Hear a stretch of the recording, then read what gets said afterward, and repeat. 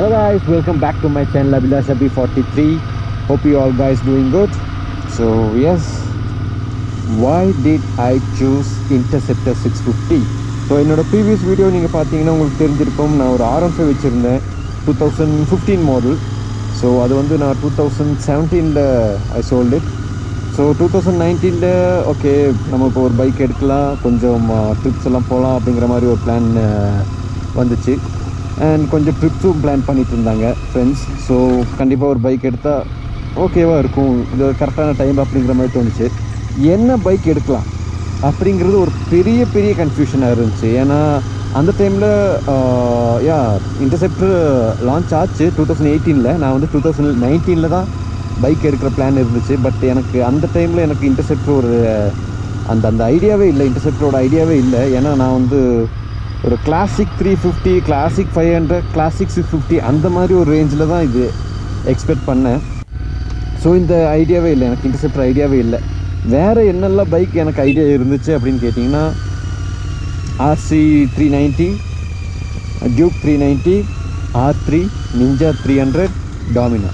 So இதெல்லாம் தான் எனக்கு ஐடியாவாக இருந்துச்சு. டாமினார் வந்து it's a proved bike. But என்னதான் இருந்தாலும் எனக்கு அந்த ஒரு ஃபுல்ஃபில் வரல. ஒரு அப்கிரேட் பைக் அப்படிங்கிற மாதிரி இருக்கும்போது அந்த டைமில் இந்த பைக் லான்ச் ஆகலை, new version of Dominar launch ஆகலை, பழைய மாடல் டாமினார் தான் இருந்துச்சு. எனக்கு வந்து ஒரு பெரிய ஒரு இன்ட்ரெஸ்டடாக இல்லை.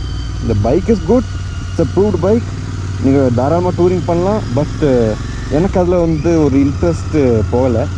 So Dominar rejected. So next ninja 300.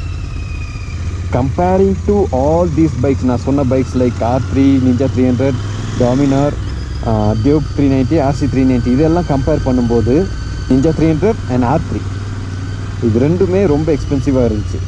Of course it's twin cylinder engine. Comparing to Duke 390, RC 390 இது வந்து நல்ல ஸ்மூத்தாக இருக்கும், ninja 300 R3.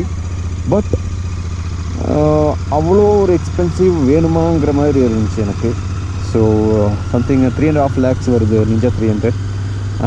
And R3 even more expensive, like 4 lakh touch ஆகுதுன்னு நினைக்கிறேன்.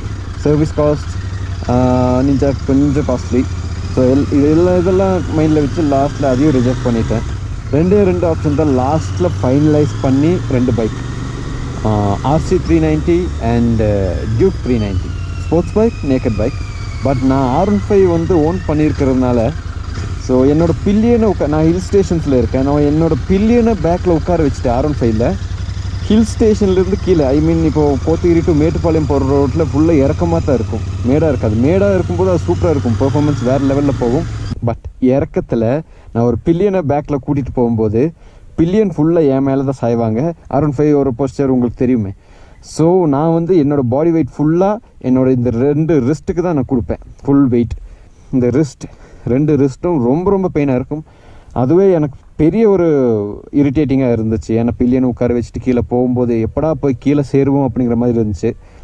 பில்லியனை கூட்டிகிட்டு போகணுன்னா ரொம்ப கஷ்டம். இதுலையாக இருந்தாலும் இன்னும் ஸ்போர்ட்டிவ் டேபிளில் உட்காருவோம் நம்ம. ஏன்னா RC 390ல் சோலோவுக்கா ஓகே, ஒன்றும் ப்ராப்ளம் இல்லை. பட் பில்லியனை உட்கார வச்சு போகணுன்னா ரொம்ப ரிஸ்க். ஃபைனலி டியூக்கில் 2 colour, orange and white. Okay, finally Duke 390 white colour book பண்ணலான்னு போனோம். ஸோ போகிற வழியில் ராயல் என்ஃபீல்டு ஷோரூம் ஃபர்ஸ்ட் போன உடனே இன்டர்செப்டர் ஆரஞ்சு கிராஷ் ஷோரூமுக்கு முன்னாடி நிறுத்தி வச்சுருந்தாங்க. ரியலி கைஸ், நீங்கள் இன்டர்செப்டர் 650 ஃபோட்டோஸ் வீடியோஸில் பார்க்குறத விட நேரில் பார்த்தீங்கன்னா டோட்டலாக டிஃப்ரெண்ட்டாக இருந்துச்சு பைக். எனக்கு அந்த ஆரஞ்சு கிராஷ் ரொம்பவே பிடிச்சிருந்துச்சு. So I am impressed. So second thing, இன்ஜினை ஸ்டார்ட் பண்ணதும் என்னோடய ஆஃப் மைண்ட் அப்படியே டைவர்ட் ஆயிடுச்சு. So why not Interceptor, we will take a test ride அப்படிங்கிற ஒரு மைண்ட் செட் போயிடுச்சு. கண்டிப்பாக ஒரு டெஸ்ட் ரைட் இன்றைக்கே எடுத்தாகணும் அப்படின்னு சொல்லிட்டு டெஸ்ட் ரைட் எடுத்தேன். புக்கிங்கை இன்றைக்கி ஹோல்ட் பண்ணுங்கள் வேணாம் அப்படின்னு 2 பைக்கும், இன்டர்செப்டர் புக் பண்ணல, டியூக் 390 புக் பண்ணல. I want some more time to think. கொஞ்சம் நிறைய கம்பேரிசம் அது இதெல்லாம் பண்ணேன். 100% டியூக் 390 வேல்யூ ஃபார் மணி, அதில் ஒரு டவுட்டும் இல்லை. அண்ட் இன்னொரு இஷ்யூ, இது வந்து புதுசாக லான்ச் ஆன பைக் 2018ல். இது வரைக்கும் ஒரு கம்ப்ளைண்ட் இல்லைனாலும் it's a new bike ride. So அதில் ஒரு சின்ன பயம் இருந்துச்சு. அண்ட் அஃப்கோர்ஸ் நம்ம ஒரு பைக் எடுக்கிறோன்னா இல்லை எந்த ஒரு நல்ல காரியத்தை பண்ணுறோன்னா அதை வந்து குத்தம் சொல்கிறதுக்கு ஒரு 100 பேர் இருப்பாங்க. ஸோ அதே மாதிரி என்கிட்டையும் நிறைய பேர் இந்த பைக்கை பற்றி குத்தம் சொன்னாங்க. ஸோ அவங்க சொல்கிறாங்க இவங்க சொல்கிறாங்க கவனிக்காதீங்க. ஸோ என்னோடய வீடியோவே ஜஸ்ட் உங்களோட மைண்டில் ஏற்றிக்கோங்க. பட் உங்களோட டிசிஷன் எடுக்கணுன்னா கண்டிப்பாக அதுக்கு முன்னாடி நீங்கள் போய் டெஸ்ட் ரைட் எடுங்க. உங்களோட இம்ப்ரெஷனை நீங்கள் பாருங்கள். அண்ட் தென் நீங்கள் ஒரு டிசிஷன் எடுங்க. ஸோ அதே மாதிரி தான் நான் யோசித்தேன். ஸோ அதெல்லாம் ஒர்த்து இல்லை, அந்த பைக்கு ஃபெயிலியர் அப்படி இப்படின்னு சொன்னாங்க. ஸோ நான் அதெல்லாம் கண்டுக்கல. நான் ஐ ஜஸ்ட் போய் ஒரு டெஸ்ட் ட்ரைவ் எடுத்தேன். எனக்கு பைக் 100% சாட்டிஸ்ஃபையாக இருந்துச்சு. So I choose this. Finally I fixed to Interceptor 650 and twin cylinder engine. So first என்னோட bike R15. So why not upgrade to twin cylinder engine? 5025 kilometers. It's time to review the bike. So yes guys, 5000 kilometers reach ஆயிருச்சு வெற்றிகரமா.